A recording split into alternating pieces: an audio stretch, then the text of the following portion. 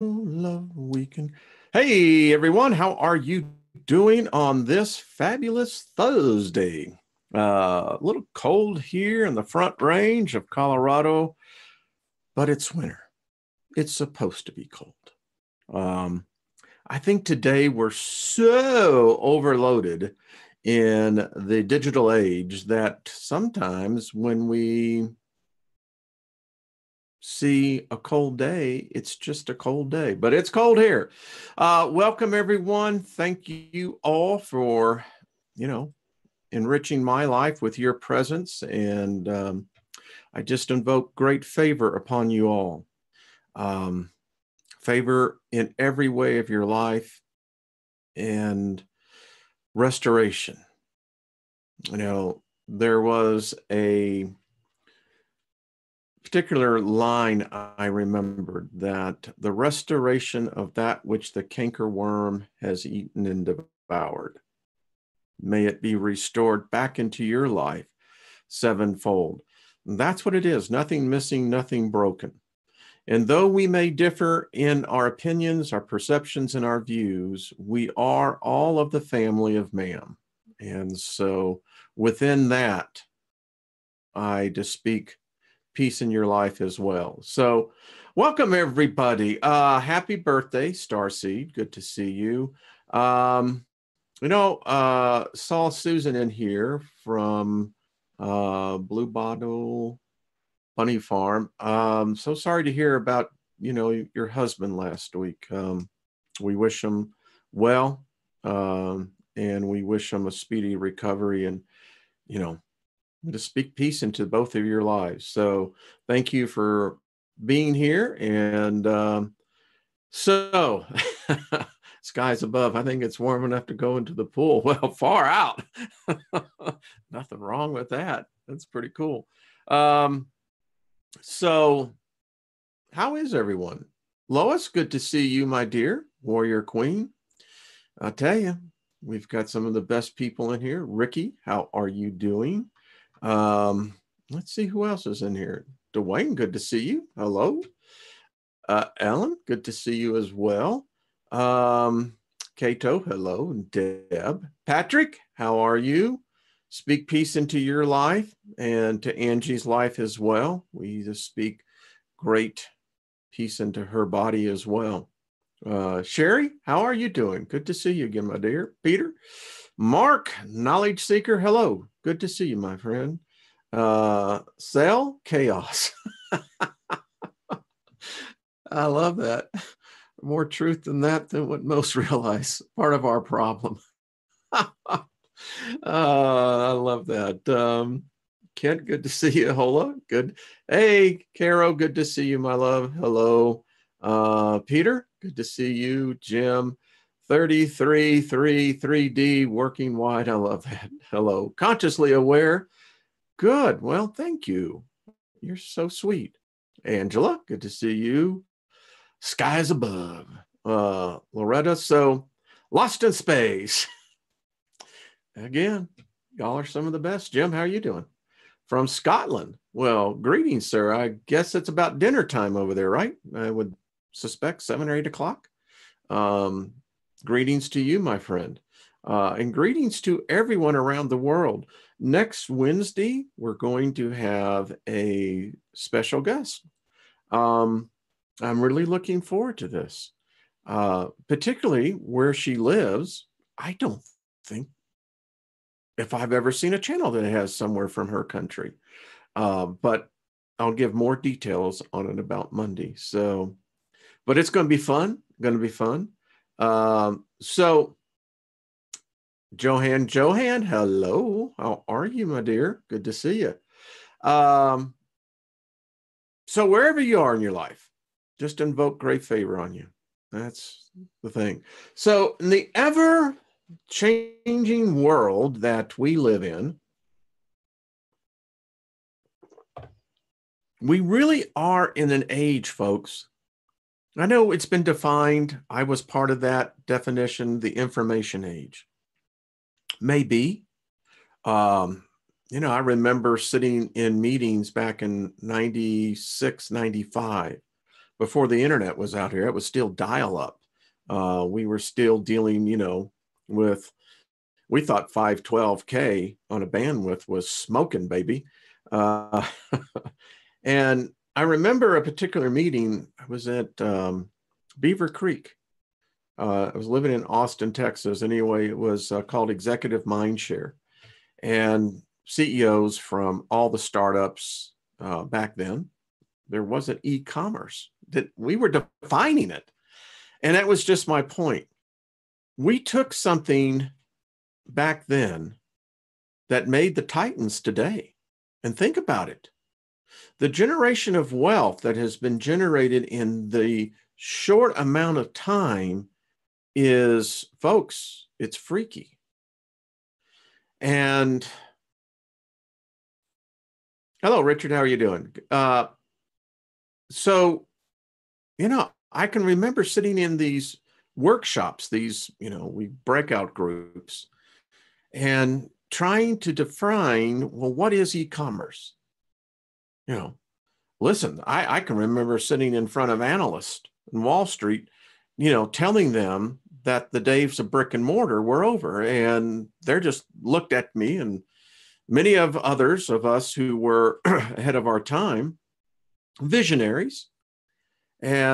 But I don't even think back then we could ever imagine to what it is today. I have witnessed in my lifetime the systematic takeover of the human race without one shot being fired, without one drop of blood being spilled. Show me another God that can do that.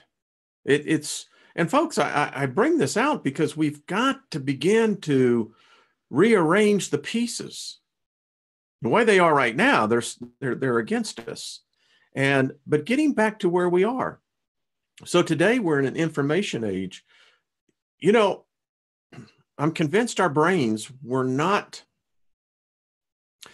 designed to be overwhelmed. If anyone who's ever gone to Las Vegas or a casino,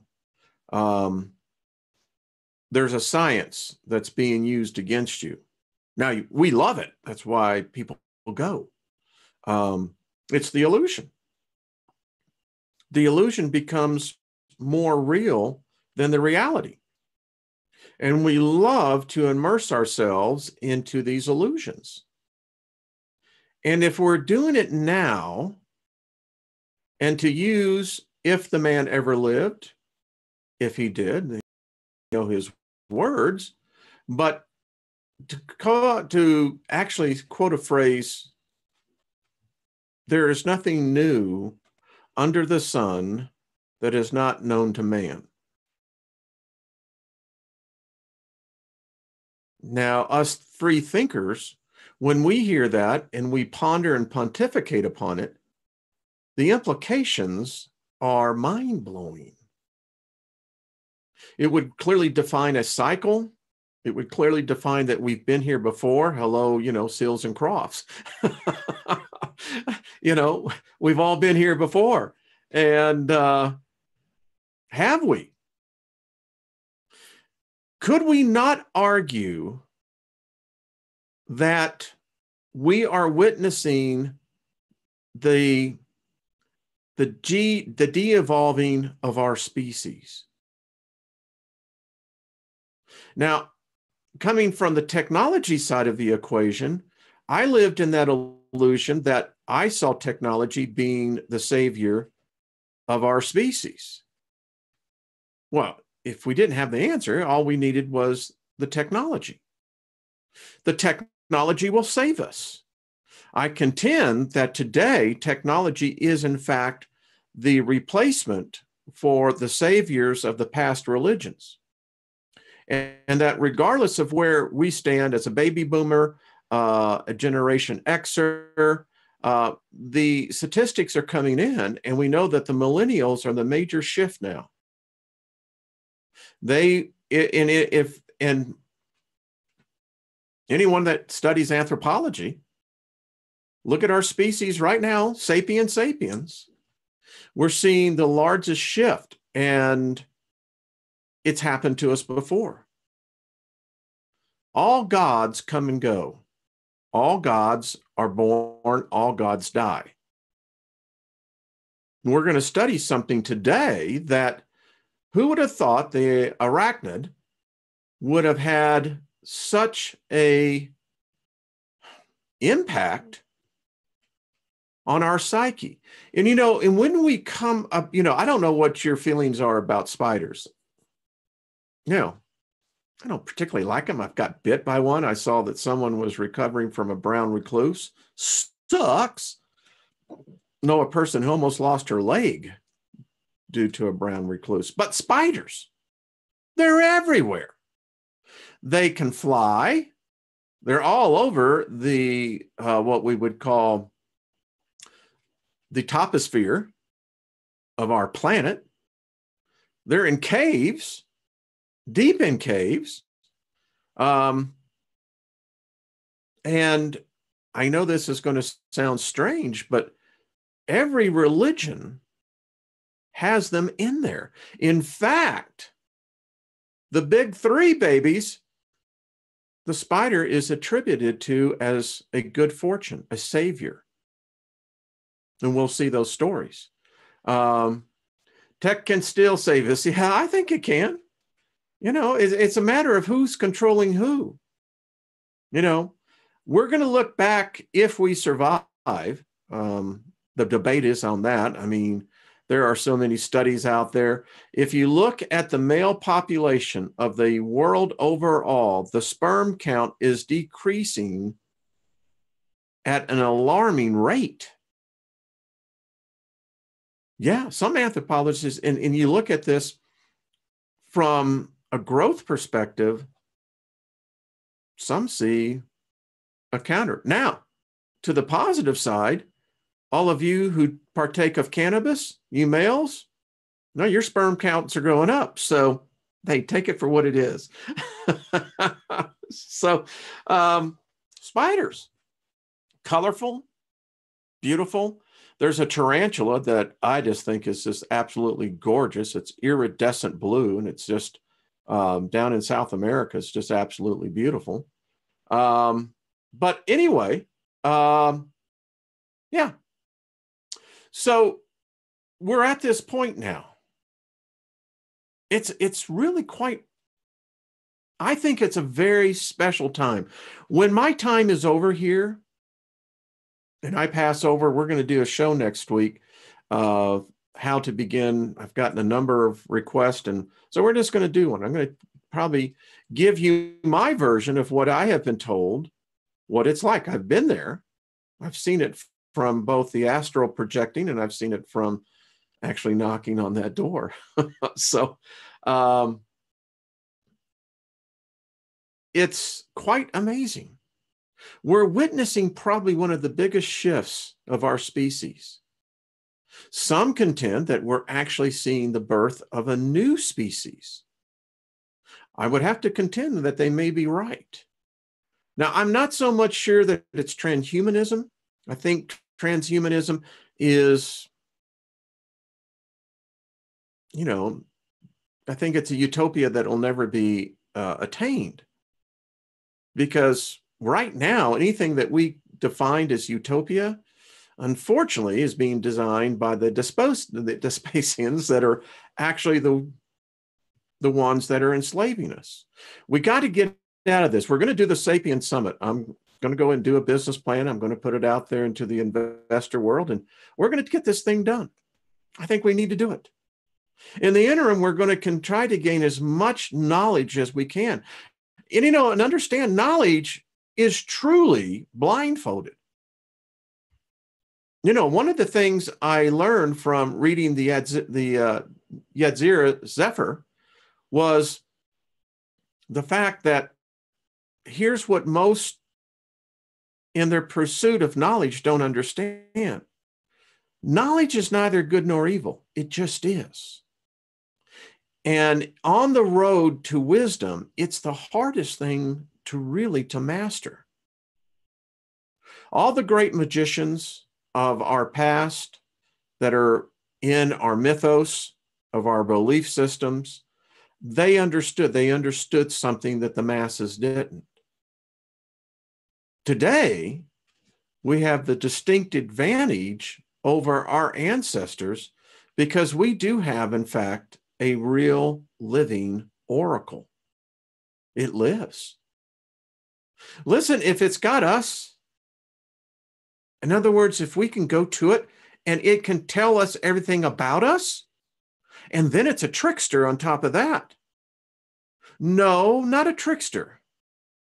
It presents knowledge, and that of the seeker must decide which be true and which be false. Now, we know through the laws of hermetics that that is not the case either. It's just degrees. Hot, cold are still degrees of temperature. Goes with the same thing, everything as it is. All paradoxes are resolvable. And if you can learn the 7 principles, we'll go back and we'll probably hit that again this year. They begin to make some sense as we go forward on this. So, by the way, allow me, if I may. So, just a few things in the headlines. Hey, check this thing out, folks. Yeah, that volcano down there underneath there, it's starting to punch holes. I think we're going to see it. I really do within the next score of years that we will actually see some dramatic changes down there. How many of you know what a score is? Here we go, folks. You know, when I read articles like this, you know, you almost want to be that Benny rooster, you know, stick the old chest out there going, I told you so, see me. But think no evil. Kind thoughts can boost the immune system. Duh. And, you know, this is a lesson for us all, you know, even for moi. I as an adaptive and intuitive, you're empathic. You got to learn how to control the energy. But yeah, I still fall victim to it. You know, no one likes sometimes to hear some of the things that some people will do. But here it is. You know, it says it was Buddha who said, your worst enemy cannot harm you as much as your own unguarded thoughts. Fear is the mind killer. The greatest travesty that we as a species have done to ourselves is that we've not taught what the inevitability is. If we just simply settled that right from the get-go, by the time a sentient soul reached the earth age of 5, 6, they would be cognitive of what awaits. And they would also learn it's not to be feared. And the thing to do here is to master as much as you can master while you're here. And here's one of them, thought. So I know I'm not telling you anything you don't already know. I get it. But hey, you know, just kind of brings it in here. Part of all this is all tied in. It's amazing how, you know, the synchronicity comes about. So by decoding the flickering brain signals, scientists envision a new way to detect consciousness. I've told you some of the recent studies that they have found that when death occurs in us, in these bodies, wherever the spirit, the soul dwells, we know that there is this transition, unless there is where you literally are pushed out of the cord. That means of your body. I mean, your spirit is by blunt force trauma, other different things like that. Most of us will go through a phasing where our brains remain active, and science is now finding as long as up to 23 minutes after death. And they're not sure how this is happening. They're not sure where the electrical signal is being generated from. Now, I find this so interesting. And again, mankind is seeking that which the gods only knew. My question is, who will get there first? Will they wipe us out, or will we get the knowledge? I don't know if we're prepared. I don't know if we are spiritually mature enough to seriously handle this. I think that would be part of the Sapient Summit, to get some of the most unbiased minds to be able to think, where are we as a species? And we have to define that most uncomfortable thing that science doesn't want to deal with, that of the ether, the unseen, the spirit, the soul, the essence that animates these avatars. I think we're going to find it. Lastly, I want to share this website with everyone. Go there, check it out, look at their content, but this is for the secular community. And folks, this is one I think is worthwhile taking a look at. It's for those who personal beliefs have no religious bias, believing instead in science and reason and a moral code based on progressive values. Now, I know that sounds kind of, new age, kind of libertarianism. I don't think so. Again, we have a tendency, we always want to brand things. And once we brand it, then we can debate whether it be good or it be bad, But I like what they have to say, the right to life and liberty, liberty being the freedom to do that which injures neither another person nor environment. If you want to make a religion out of that, fine. I like it as a simple moral code. I like that. The right to be happy. And may I put in there, the right to be joyous. That'll be another thing that we ought to cover at a Sapient Summit, is how can we begin to teach and instill joy in our species again? We got a long ways to get there. Being free from discrimination based on a person's race, color, sex, sexual orientation, religious or other personal beliefs, national or social origin. I like that. Not being held in slavery or servitude. Far freaking out. Being able to live in a free and open society with the right to vote, free speech, the basic education, and an environment free of a harmful pollution. We all have the ability. Our species has the ability to do this right now. We don't. It's because we've got a slave mentality. Have an opportunity for honest employment that provides, at a minimum, sufficient income to cover basic needs for themselves and their families. Have access to quality and affordable health care. I think that these are all reasonable things to work towards a goal. Man, I know a lot of people who don't go for the medical help because they can't afford it. That's ridiculous. But hey, that starts getting into the politics, and we're not here for that. What we're here to do is to learn and to begin to become masters, and whatever your life path is teaching you to become a master of. Not all of us are going to be, for instance, great yoga. Not all of us are going to be great meditators. Not all of us are great artists. But we're all here for a purpose, to master something. Don't be fooled about this. You are here, sweetheart.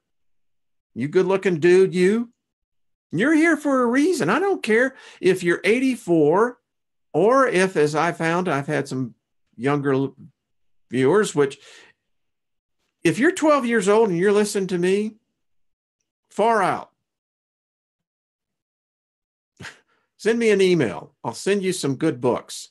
But anyway, so you're here to master something. The greatest tragedy that is denied to every soul spirit being who comes through here is that they did not and were not taught that they were here to master something. It's a shame. So let's get into this. I think you're going to find this really interesting. So someone said my graphic slide freaked them out. Yeah, I mean, you know, I don't know. I mean, I think it's got beautiful eyebrows, doesn't it?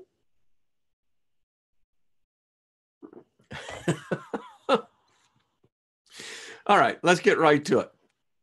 Spiders, serpents.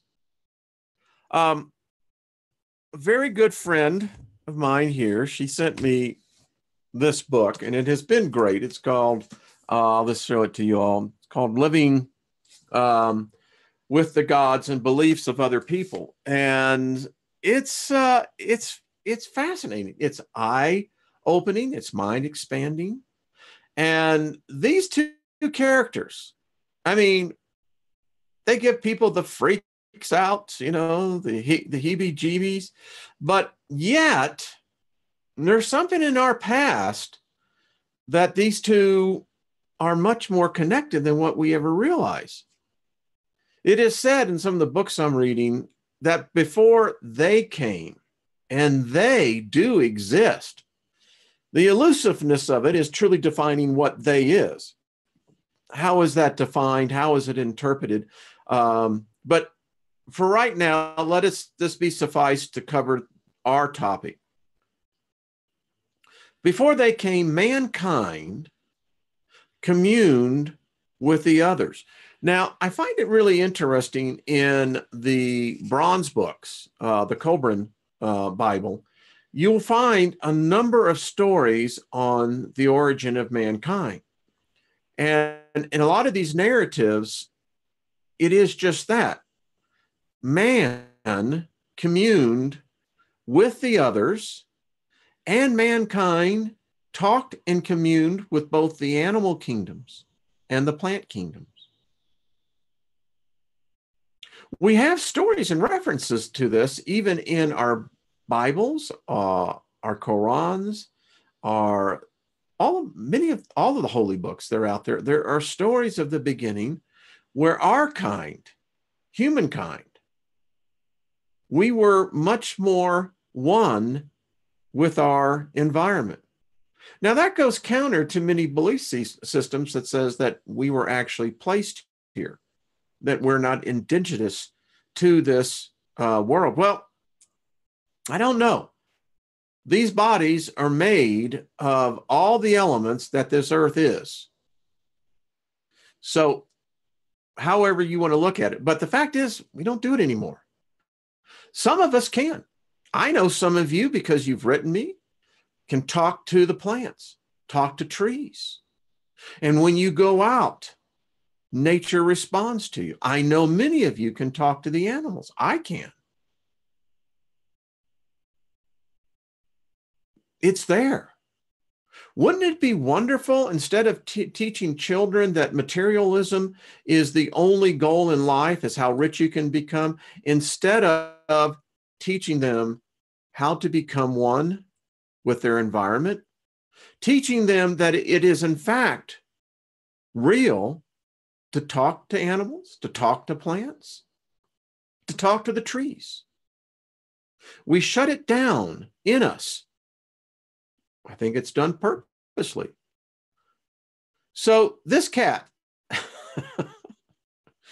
I know I recall when I lived in Texas and was sitting outside my house, and I was watching, I had a pecan tree, and there were some, I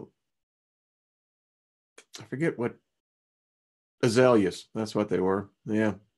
Beautiful azaleas. Anyway, I'm sitting there, and I've been a meditator all of my life. It comes naturally to me. And I remember watching for about 2 hours, meditating and watching this spider build a web. I become so fascinated in it, it helped me lead into designing a software system. when I watched what was going on, I become amazed at seeing the geometry, the simplicity of being able to carry a communication along a web. Isn't it odd that what we call the internet is a web? Great wisdom, folks, from the past. So those of you who are into yoga, do you know that there is connection to the spider to yoga? And it's 8 degrees? Yeah. Who'd have thought?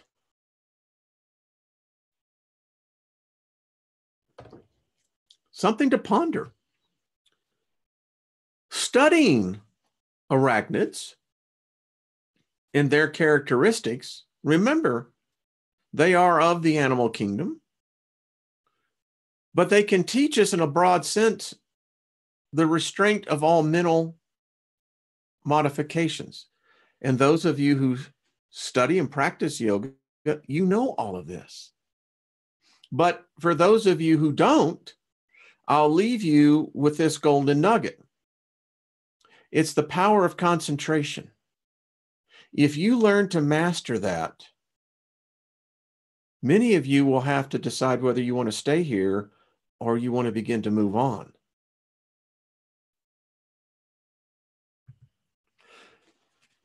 Every culture, the most ancients, India, China, even Siberia, along with all the others, have the spider.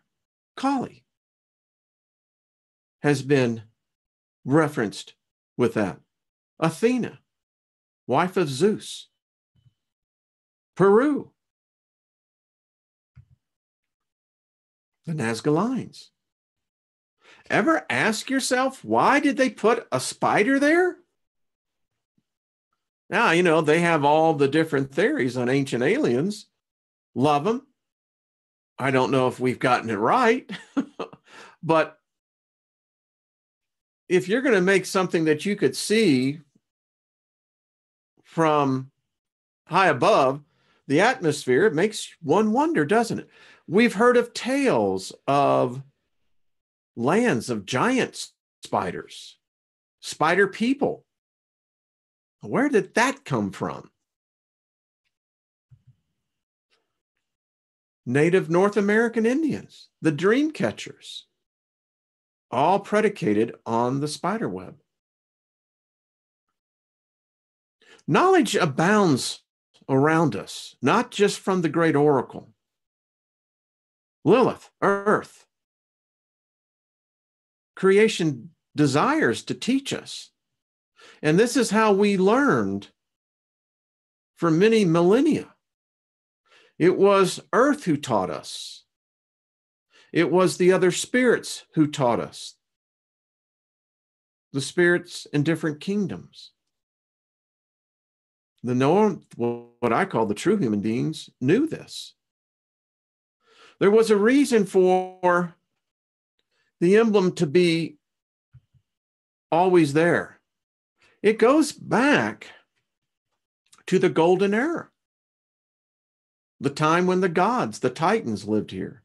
Athena, and there you see the serpent down at her feet. She's associated with the spider. We've talked about Kali already. We see it whether it's in the southern part of our globe, dating back tens of thousands of years. This creature, this insect, this arachnid, what is it that it has that has been lost until very recently? Again, as the great oracle began to assume consciousness and sentience. This is the Incas, the spider goddess. Now, this is Athena, and what we're going to find out in the story. Unfortunately, Anacmea. The spider is an ancient and powerful symbol found around the globe and has always elicited a wide range of emotions in people: fear, disgust, panic, sometimes curiosity and appreciation. And depending on what your impression and where your influence is, you cannot help but not see it's in the origins of virtually every myth, legend, art, literature, as I've shown you. Certainly an enigmatic symbol, the spider has different meanings and purposes according to different cultures. Arachnids and their webs embody many traits and interpretations, get this, folks, including resourcefulness, creation, and destruction. Where we've heard that before? Cunning, deception, intrigue. The feminine. Isn't that odd? Wisdom, fortune, patience, and death. Wow. I bet you weren't expecting that one, were you? Neither was I. So here we have Athena and the mortal Anacmea. And Anacmea she weaved. And apparently she lived in the time when the Titans lived here. So according to the legend, as it goes, Anacmea the weaver. In ancient Greek legend, the world's first spider was born from the pride of a woman. Yeah, anyway. The mortal Arachne was gifted in the art of weaving fine cloth and tapestries, and studied under the goddess Athena herself, a master at weaving and pottery. I always love these Greek gods, even the Romans, they all have something to do. And, it goes right back to Genesis 6. I mean, all of them had the same attributes of the, quote, watchers, the fallen angels, yada, yada, yada. Now, Arachne's work was so beautiful and her talent so great, the word of her weaving spread far and wide. Eventually, pride and arrogance led her to boast that her work was even better than Athena's. This is where we learn, you don't challenge the gods. That's where it comes from. So, in a contest to determine who was the better artist, the mortal or the goddess, Arachne wove a tapestry depicting the gods in a bad light. Uh-oh. Hey, Steiger, aren't you doing that? Detailing their debauchery and foolishness. The goddess Athena was pissed off and in a rage destroyed Arachne's work.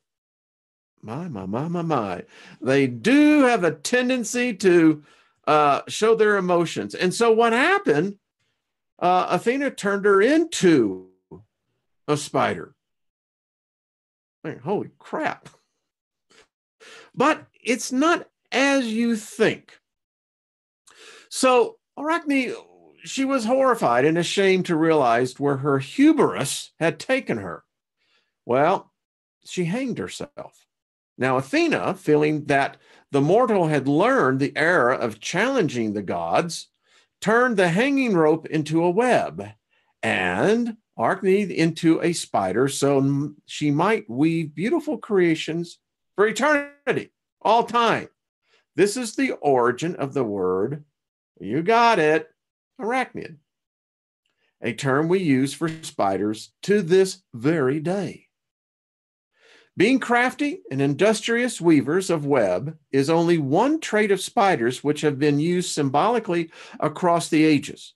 Spiders and webs have been featured in traditions around the world and have meant many things to many different cultures.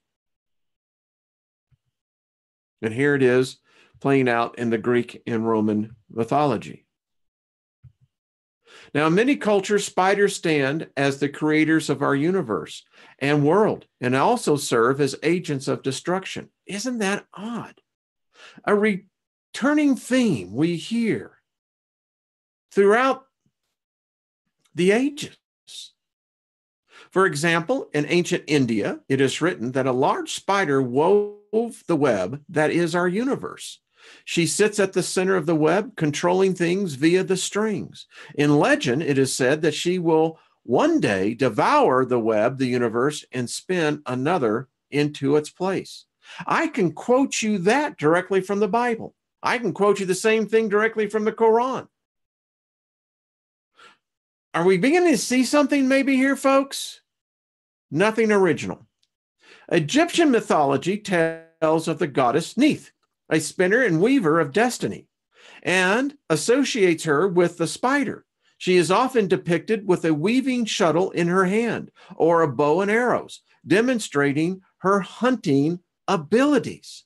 And there it is. All around us, the signs are everywhere. Now, the spider is a trickster god in Western Africa stories, personifying the creation deity An-Asai. Associated with storytelling and wisdom, the spider causes mischief to get the upper hand in dealing with others. I just thought that was a good negotiator. Excuse me. The retelling of these spider tales imparts moral lessons through the generations. Rock art, bark paintings in Australia revealed that the indigenous cultures created spider symbols. Some spiders in their webs are linked with a sacred rock and ceremony for the, I think that is the Rimbarjana people in central Arnhem Land. Several regional clans use spider totems and rituals. And I know I got folks, actually, we have a very good many Aborigines that listen to this. So they'll tell me if I got that right, wrong, which I'm sure I did. Now, North American indigenous cultures have often portrayed spiders as creators, helpers, and wisdom keepers. In the Hopi creation myth, Spider Woman is goddess of the earth. She, together with other gods, formed the first man and woman out of clay. The Lakota people's lore include a trickster spider, and the Navajo connects spider grandmother and the weaving of webs with the creation of the world. How cool is that? So, yeah, it gets really, so here's the good side of this thing. If you're ever afraid of spiders, here's something to think about. Spiders, contrary to their sometimes fearsome and creepy physical appearances, are not always portrayed as dangerous creatures or destructive emblems. In many traditions, the spider is a good omen and a helpful savior. Ancient Chinese folk culture celebrates the spiders. They are thought to bring happiness in the morning and wealth in the evening. Spiders are lucky creatures and dubbed happy insects. The image of the spider features widely in the art and literature of China, and the spider jewelry and charms are worn to bring good luck. So there you go, if you're looking for some good luck. Now, here's a cool thing. Patty Wingington writes about religions. In several cultures, spiders are credited with saving the lives of great leaders. In the Torah, there is a story of David, who would later become king of Israel, being pursued by soldiers sent by King Saul. David hid in a cave, and a spider crawled in and built a huge web across the entrance. When the soldiers saw the cave, they didn't bother to search it. After all, no one could be hiding inside if the spider web was undisturbed. A parallel story appears in the life of the prophet Muhammad, who hid in a cave when fleeing his enemies. A giant tree sprouted in front of the cave, and a spider built a web between the cave and tree, with similar results. You see, folks, this is why I pursue this with such haste. It's right there for us to gain and to use. In Germany and the Ukraine, it is a tradition to include spiders and webs in Christmas tree decorations due to the association between tinsel decorations and the spider web strands. They just had on Mythbusters, I saw that they were doing, excuse me, I don't know why I did that, comparing the spider web to the tensile strength of steel. Spider webs beat steel 2-1. In the Peruvian Valley of 2008, researchers uncovered what they could only say was a temple and carved spider imagery. The temple was unique in its dedication to a spider god by the little-known civilization of, you ready for this? Kupinskyu, I think it's a Kupinskyu, I don't know, who ruled the area for about 5 centuries during approximately 1500 BC to 100 BC, as reported in Asophedia. It is speculated by researchers that the spider and the web represented honey nets and therefore prosperity and progress. It is also suggested the spider image was a powerful political symbol. Yale University archaeologist Richard Berger told Sophedia other symbolic associations of the spider god include war, hunting, power, or textiles. There is an image of spider deities holding nets filled with decapitated human heads. So there was an analogy with successful warriors and claims of power. The ancient Muchi people in Peru often included nature and spider images in their artwork. Wow. As you can see right here. This is the spider goddess. The mysterious Nazca lines in the desert of southern Peru contain arachne images. We've seen that in the series of geoglyphs depicted straight lines and giant creatures. They were created between 400 and 650 AD. The largest image spans over 660 feet across. One of the geoglyphs creatures is a giant symmetrical 8-legged spider. Some suggest that the spider could have been a fertility symbol in the Nazca culture, and the senior astronomer at the Alder Planetarium and Astronomy Museum, he suggests that the spider is a representation of the Orion constellation. Archaeologists, mathematicians, and historians still debate the purpose of the Nazca's images. Orion. You know, this is like a web catching everything. All the different myths, cultures, legends, stories. Spiders, however, cannot shake their frightening aspect, and many folk tales warn of the dangerous traits associated with spiders, such as ensnaring webs, lies, deceits, lethal venom, silent attacks, and creeping terror. In Japan, the Spider Princess, a mythological spider figure called, I think that is Jorogumo, is able to transform into a seductive woman who entraps traveling samurai. The Spider Princess has many names, such as a binding bride or a prostituted spider. Anyway, she morphs into a beautiful woman to beguile warriors into marrying her. Sometimes the Spider Princess appears to carry a baby, which turns out to be her egg sac. There you go. The spider is a powerful image that has endured since ancient times. It reflects its duality that both horrifies and fascinates us, cementing its position in the world of an unforgettable symbol. And we're going to continue with Lilith, folks. The research goes on. I'm seeing some connections here, and I hope you are as well. Many of you are asking for more information. We're going to do it. Patrick and I are going to do a whole thing. So anyway, there you go. Weird, isn't it? When you think about this. So it makes one think, doesn't it? It does me. It's kind of weird when I think about what it represents. Boy, if we could only talk to these insects, huh?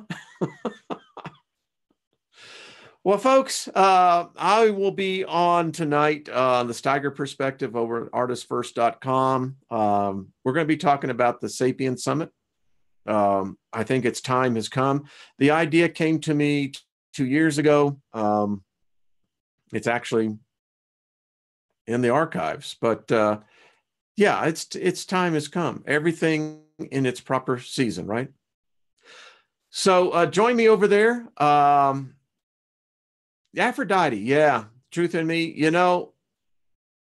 so this came to me about 4 o'clock this morning, and I was doing something completely different. I was writing, actually, and the thought, Aphrodite, Lilith. The